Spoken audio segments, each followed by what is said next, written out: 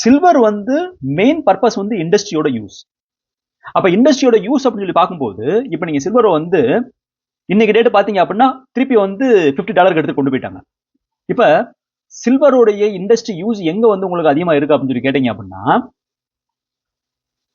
மொத்தமான silver வந்து almost 1000 million ounce வரைக்கும் நம்ம வந்து மைனிங் பண்ண முடியும். மைனிங் வந்து சில்வர் வந்து பண்ண முடியும்.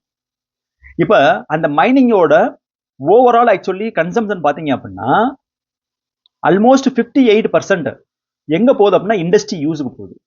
அதுல வந்து சோலாருக்கு மட்டும் 20% வந்து சோலாருக்கு மட்டும் போகுது.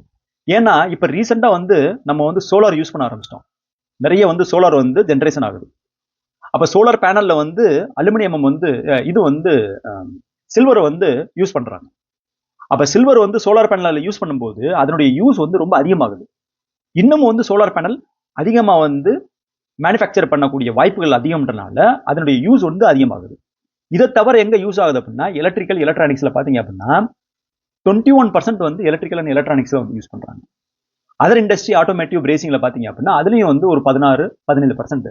ஆக மொத்தம் டிஃபென்ஸ், எலக்ட்ரிக்கல், சோலார் இது எல்லாத்தையும் பாத்தீங்க அப்படின்னா 60% வந்து ஒரு வருஷத்துக்கு உண்டான மைனிங் வந்து 60% வந்து அங்கதான் போகுது. ரிமைனிங் 40% எங்க போகுது அப்படின்னா ஜுவல்லரிக்கு வந்து ஒரு 20% போகுது.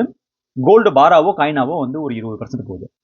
அப்ப இப்ப நடக்கக்கூடிய சில்வருடைய பிரைஸ் வந்து மேல போறதுக்கு என்ன ரீசன் அப்படின்னா மெயின் ரீசன் வந்து இந்த சோலார் இவி வெஹிக்கிள். ஏன் அப்படின்னா இந்த சோலார் பாத்தீங்க அப்படின்னா சோலார் வந்து 20%. இது வந்து இன்னமும் வந்து அதிகமாகிறதுக்கு வாய்ப்புகள் இருக்கு. அப்ப அதனுடைய யூஸ் வந்து இன்னமும் வந்து அதிகமாகும். அப்ப யூஸ் வந்து அதிகமாகும் போது அதனுடைய பிரைஸ் வந்து இன்னும் மேல போகும்.